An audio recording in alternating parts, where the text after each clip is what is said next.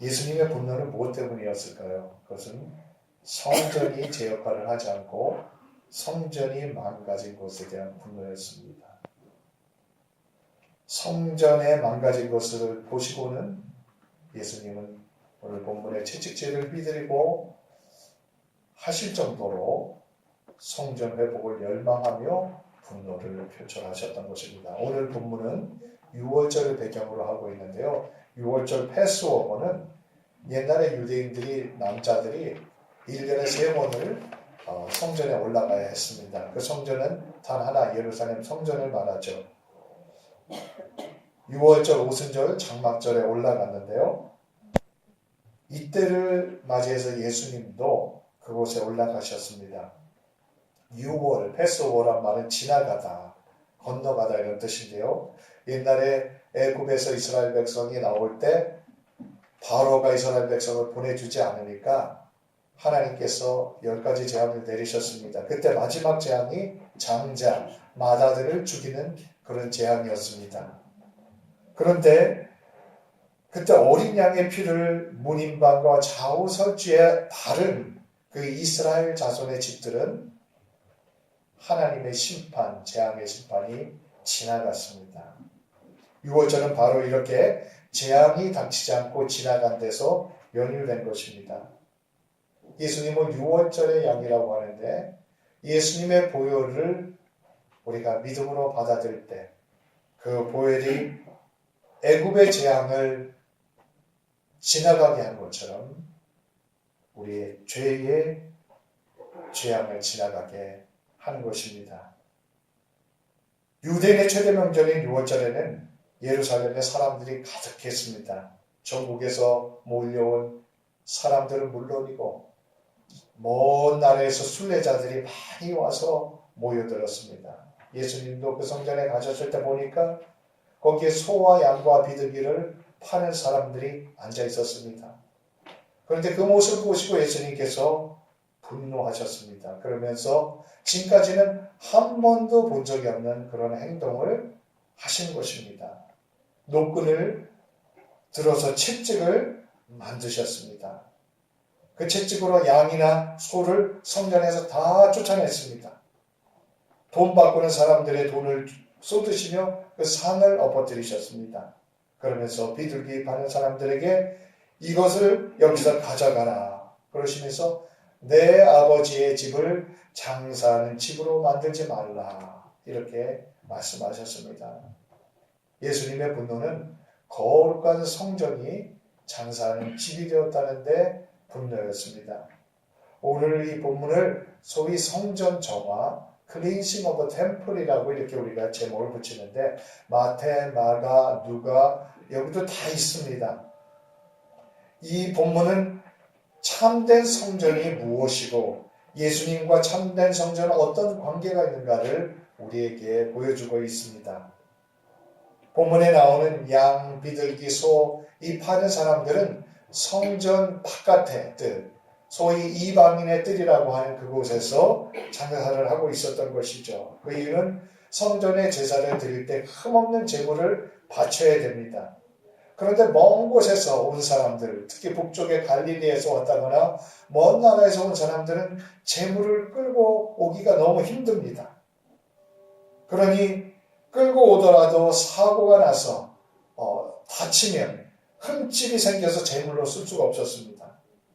그래서 오늘 말씀에 나오는 소나 양, 비둘기를 파는 사람들이 거기에 있었던 것이죠. 그리고 6월절을 맞아 저녁에서 온 20살 이상의 남자들은 성전 세를 바쳐야 했습니다. 세금을 바친다는 게 참 특이하죠. 그런데 이 성전 세는 그 바치는 동전에 이방인의 또는 이방인 군주의 화상이 들어있으면 안 되고 순도가 높은 은으로 만들어진 세계를 주화해야 했습니다. 그러니 6월절 20일전부터는 돈 바꾸는 환전상이 예루살렘 성전 근처에 설치가 되었습니다. 그런 점에서 보면 오늘 본문의 소, 양, 비둘기 파는 사람들, 돈 바꾸는 사람들은 제사를 드리러 오는 순례자들을 돕는 사람들이었습니다. 이들이 없으면 성전제사에 큰 혼란이 초래되었을 것입니다. 그런데 왜 예수님께서 전례 없는 그런 분노의 모습으로 채찍까지 만들어서 이들을 쫓아내신 것일까요? 그 이유를 오늘 말씀 속에서 볼 수 있습니다. 예수님께서 내 아버지의 집으로 장사하는 집을 만들지 말라 이렇게 말씀하셨습니다. 예수님의 분노는 사람들이 거룩한 성전을 장사하는 비즈니스의 장소로 만들어 놓았기 때문인 것입니다. 마태, 마가, 누가복음에 보면 예수님은 내 집은 기도하는 집이라 일컬음을 받으리라 하였거늘 너희가 강도의 소굴을 만드는도다 이렇게까지 표현하셨습니다. 이 말을 종합해 보면 예수님께서는 성전은 내 아버지의 집이고 만민이 기도하는 집이다. 그런데 너희들이 장사하는 터로 만들었고 심지어 강도의 소굴을 만들었도다. 이렇게 비판하신 것입니다. 어떤 점에서 도대체 성전이 장사하는 집이 되었고 강도의 도굴이 된 것입니까? 성전에 제물을 드리려고 하면 흠이 없는 짐승을 드려야 하는데 이 심사를 바로 제사장들이 하게 돼 있었습니다. 그런데 문제는 제사장들이 이 상황을 이용해 돈벌이를 하기 시작했다는 것입니다. 옛날에 면죄부를 돈벌이로 베드로 성당을 짓기 위해 팔았던 것처럼 이 제사장들은 재물을 팔아서 돈을 벌고 있었던 것입니다. 재물을 멀리서 가져온 경우는 괜히 트집을 잡아가지고 불합격 판정을 내리기 십상이었습니다. 그러니 멀리서 재물을 가지고 끌고 온 사람들은 억지로 힘들게 끌고 왔는데 그것도 가지고 갈 수가 없습니다. 그러니 싼 값에 성전에 팝니다. 그리고 그 성전 제사장들과 수하들, 상인들은 그 재물을 다시 비싼 값에 되팔았던 것입니다. 또한 바꿔주는 사람, 돈 바꿔주는 사람들은 무료 수수료로 12.5%를 받았다고 합니다. 100불을 바꾸면 12불하고 50전을 수수료로 받았던 것이죠. 그래서 그 성전세도 받고 수수료까지 받으면 그 엄청난 돈이 성전으로 들어왔던 것입니다. 이 돈을 가지고 대제사장들은 자신들의 권력을 유지하고 사람들을 조종하고 있었습니다. 대제사장 무리들은 성전이라는 가장 거룩한 곳에서 제사라는 가장 거룩한 일을 이용해 막대한 경제적인 이익을 챙기고 있었던 것입니다. 그래도 그렇지 노끈으로 채찍까지 만들어 휘두른 예수님의 모습은 좀처럼 상상하기 힘듭니다. 예수님은 십자가에 죽기까지 자기 자신을 다 내어주신 분입니다. 가난한 자, 병든 자, 눈먼 자, 어린아이들 지나치지 못하는 분이셨습니다. 그런데 오늘은 성전에서 그 분노를 표출하고 계신 것을 봅니다. 어떤 이들은 이런 모습을 보고 예수님이 혁명가였다고 주장하기도 합니다. 실제로 당시 셀로시스라고 하는 열심당들이 있었습니다. 이 사람들은 로마 식민지하에 살면서 폭력을 써서 로마를 무너뜨리려고 시도했습니다. 예수님의 제자 중에도 이전에 열심당이었던 사람이 한 사람이 있는데 바로 셀롯인 시몬입니다. 셀롯이 바로 열심당이란 말이죠. 열심당도 하나님 나라를 외쳤는데 예수님도 등장하시면서 하나님 나라를 외치셨습니다. 그리고 예수님은 유대왕 헤롯을 저여우라고 불렀으니 그것은 헤롯 입장에서는 커다란 도전이었을 것입니다. 그러나 예수님은 결코 세상적인 의미에서 정치적인 의미에서 혁명가가 아닙니다. 예수님은 원수를 사랑하라 이렇게 말씀하셨습니다. 화평케 하는 자가 복이 있나니 하나님이 아들이라 일컬음을 받을 것이다 이렇게 말씀하셨습니다. 그런데 오늘 본문의 성전과 관련해서는 예수님은 분노를 표출하셨다는 것입니다. 성전에 있던 사람들은 예수님의 행동을 혁명적이라고 느꼈을 것입니다. 예수님이 그렇게 행동하니까 성전에 있던 제사장들과 그 세력들은 분노를 합니다. 아, 예수님이 확실하게 자신들을 반대하는 세력이구나 이제 받아들이고 마가복음 11장에 보면 예수님의 분노의 첫 말씀을 들은 대제사장들과 서기관들이 예수를 어떻게 죽일까 궁리하기 시작했다고 이렇게 말씀하고 있습니다. 아마 예수님의 제자들도 당황했을 것입니다. 갑자기 예수님께서 그런 행동을 했을 때 놀라고 멍하니 쳐다보고 있었을 것입니다. 제자들이 어떤 반응을 했는지 성경에 없는 걸 보면 이들이 정말 놀라고 당황스러웠던 것 같습니다. 17절에 보면 제자들의 반응에 대해서 요한은 이렇게 각축을 답니다. 제자들이 성경 말씀의 주의전을 사모하는 열심히 나를 삼키리라 한 것을 기억하더라. 시편 69편에 있는 말씀인데요.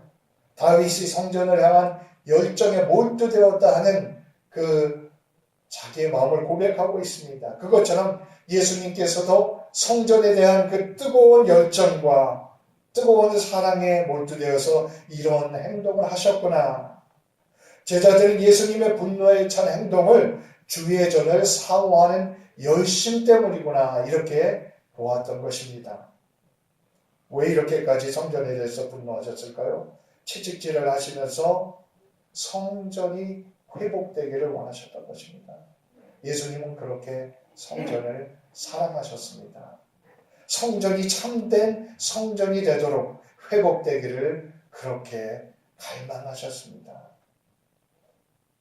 상을 뒤엎으면서까지 짐승들을 쫓아내면서까지 채찍을 휘두르면서까지 참된 성전의 회복을 그렇게 뜨겁게 갈망하셨다는 것입니다. 그것은 성전이 하나님의 그림자이기 때문에 그렇습니다. 성전은 하나님이 임하시는 곳입니다. 옛날에 예루살렘 성전이 없을 때 이스라엘 백성은 광야에서 성막을 짓고 거기서 예배를 드리고 성막에 하나님의 임재가 있었습니다. 그리고 나중에 예루살렘 성전이 생겼습니다. 거기서 하나님은 자신의 임재를 드러내셨습니다.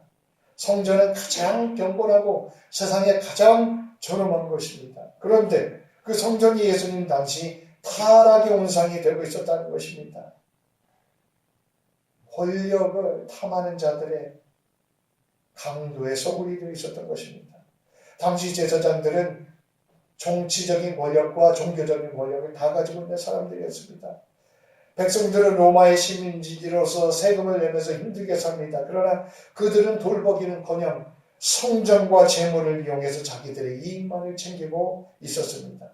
그러니 예루살렘 성전은 이미 하나님이 떠나신 건물과 장소에 불과했던 것입니다. 예수님의 채찍과 외침은 참된 성전을 향한 예수님의 그 뜨거운 회복의 열망을 보여줍니다. 성전은 창조주 하나님이 죄인을 만나는 곳입니다. 인간이 신을 만나는 자리, 신성에 대한 체험을 하는 곳입니다. 그런데 예루살렘 성전에 신성은 없었습니다. 종교 지도자들은 성전을 차지하고 있었지만 실제로는 하나님을 거부하고 돈으로 우상을 섬기고 있었던 것입니다. 하나님을 내몰고 제사장들은 이미 성전의 주인이 되어 있었습니다. 이들의 최고의 관심은 하나님이 아니었습니다. 돈이, 권력이 최고의 자리를 잡고 있었습니다. 요즘은 한국을 보면은 전임 대통령들과 권력 중심부에 일하던 사람들이 줄줄이 검찰에 소환돼 가는 것을 봅니다. 그들이 나라를 잘 이끌려고 국민이 선거를 통해서 권력을 주었습니다. 그런대로 그 권력을 가지고 자신들의 부를 축적하는 데 쓴 것이죠. 지도자들이 자기의 이익을 챙기는데 권력을 사용할 때 나라는 엉망이 되어가고 맙니다. 당시 성전이 그런 비슷한 상황이었습니다. 옛날이나 지금이나 하나님을 향한 믿음이 사라진 곳에는 돈이 최고의 자리를 차지합니다. 권력이 최고의 자리를 차지합니다. 예수님은 이런 성전을 향해서 채찍질을 휘두르며 선포하셨던 것이죠. My father's house is not to be turned into a shop. 내 하나님의 집을 장사하는 샵으로 만들지 말라. 이렇게 선언하셨던 것이죠. 그렇다면 장사가 잘못된 것이냐? 아니죠. 장사는 정말 귀중한 것입니다. 축복입니다. 비즈니스는 하나님의 축복입니다. 비즈니스를 바르고 열심히 하면 하나님께 영광을 돌립니다. 우리가 교회 생활만 잘하는 것이 아니라 사회생활을 바르게 해야 되고 그리고 비즈니스를 잘해야 됩니다. 이것이 우리의 성직입니다. 하나님께서는 재물에 축복을 주십니다. 그리고 그 재물을 통해서 하나님께 영광을 돌리기를 원하십니다. 하나님께서는 돈을 버는 일을 축복하십니다. 그러나 문제는 돈이 하나님의 자리를 대신할 때입니다. 우리가 믿음이 흐려지면 자꾸 돈만 생각합니다. 어떻게 돈을 많이 버나 돈만 생각합니다. 또한 믿음이 흐려지면 돈에 대해서 지나치게 염려하게 됩니다. 그래서 돈이 우리 생각과 모든 결정을 지배하게 되는 것입니다. 하나님의 없고 돈의 논리가 지배하면 성전은 장사하는 집이 됩니다. 기도가 없고 놀기만 하면 성전은 놀이터가 됩니다. 참된 예배가 없고 사교만 있으면 성전은 칸츄리 클럽이 되고 말아버리는 것입니다. 무엇이든지 예수님이 중심에 계실 때만 성전이 참된 성전이 되는 것입니다. 예수님은 성전을 뜨겁게 사랑하셨습니다. 오늘 예수님의 분노와 예수님의 행동은 그가 얼마나 성전을 사랑하셨고 참된 성전의 회복을 갈망하시는가를 우리에게 보여줍니다. 그런데 예수님께서 그렇게 회복하고자 하셨던 성전은 건물과 땅으로서의 예루살렘 성전이 아닙니다. 예수님께서 회복하셨고자 하셨던 그 성전은 그 건물과 땅이 아니라 사람들의 심령을 회복하고자 하셨던 것입니다.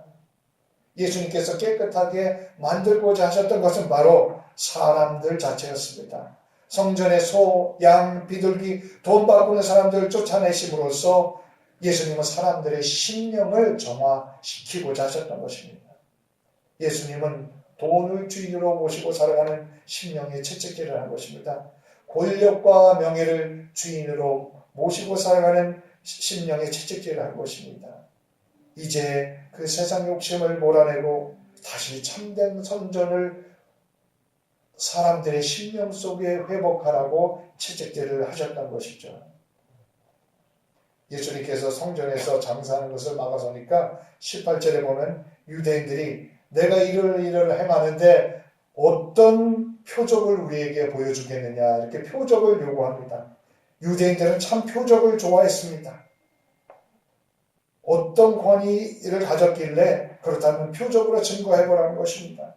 그런데 사실 이 사람들이 실제 표적을 구했던 것이라기보다는 예수님을 이제 서서히 공격하기를 시작한 것입니다.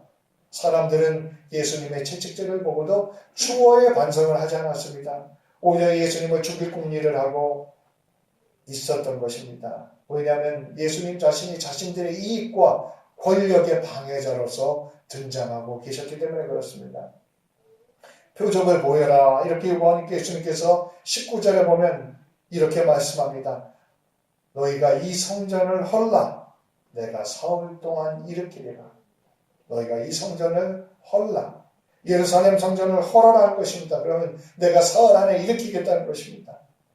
헐라라는 말은 네가 이렇게 하면 내가 이렇게 하겠다. 조건을 얘기하는 것이 아니라 굉장히 원어에서는 명령적인 표현입니다. 너희 헐어버려라. 이렇게 명령조로 말씀하고 계신 것입니다. 이미 하나님의 임재가 없는 효과를 잃어버린 성전을 허물어 버려라. 이렇게 말씀하고 계신 것이죠. 그런데 그 당시 그 말씀을 들은 사람들은 아무도 이 예수님의 말씀을 이해할 수가 없었습니다. 유대인들은 코웃음을 쳤습니다. 그들은 예루살렘 성전이 지난 46년간 건축되어 온 것을 압니다. 그리고 그 이후에도 20년간 계속해서 그 성전은 지어지고 있었습니다. 그런데 지난 46년간 지어온 성전을 그 거대한 성전을 헐라니요. 그러면 3일 안에 짓겠다는 것입니다. 유대인들은 표적을 보이라고 했습니다. 그런데 예수님은 46년 동안 건축해온 성전을 헐어라 명하셨습니다. 그러면 3일 만에 짓겠다 이렇게 말씀하신 것이죠.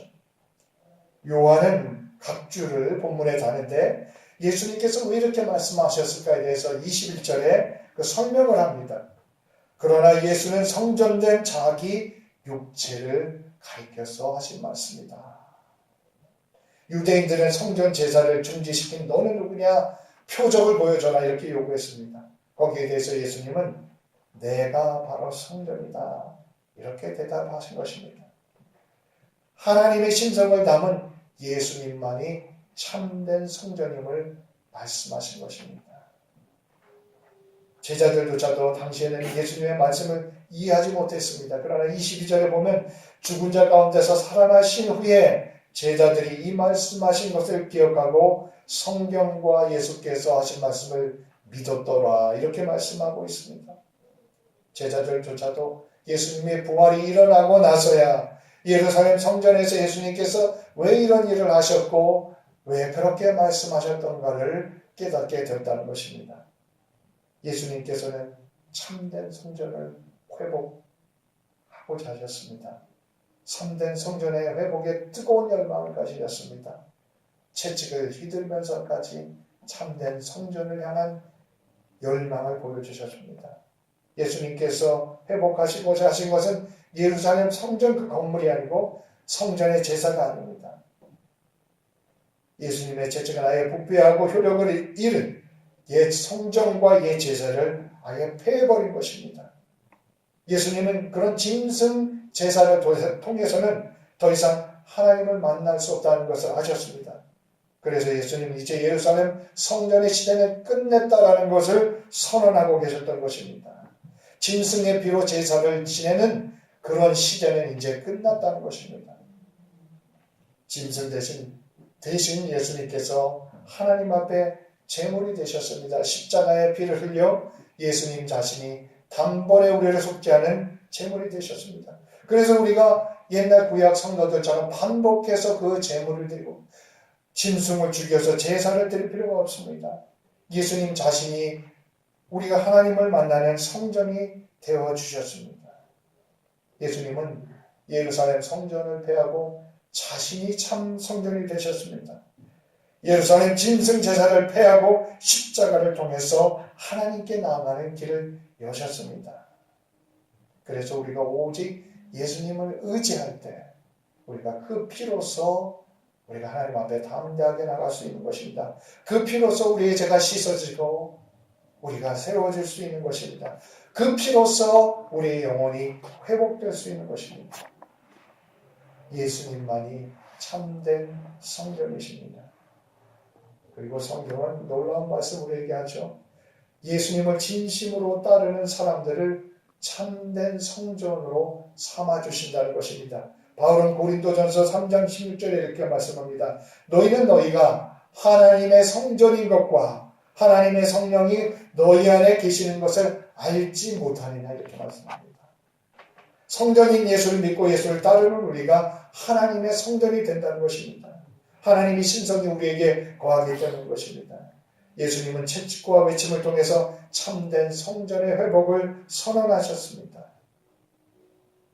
우리가 진심으로 예수를 따라 우리도 참된 성전이 되어야 한다는 것을 그 교훈을 보여주셨습니다. 예수님께서 우리를 위해 십자가를 내시고 보혈을 흘리셨습니다. 그렇게 구원하신 이유는 우리 자신을 참된 성전으로 회복하고자 하긴 그런 예수님의 열망 때문입니다. 주님의 부르심을 따라 우리는 우리 교회를 참된 성전으로 회복해야 합니다. 우리의 가정을 참된 성전으로 회복해야 합니다. 우리 자신 한 사람 한 사람을 하나님께서 부르신 참된 성전으로 회복하고 세워가야 합니다. 이것이 성전 회복을 향한 주님의 부르심입니다. 기도하겠습니다. 주님, 예수님만이 우리의 참된 성전이십니다.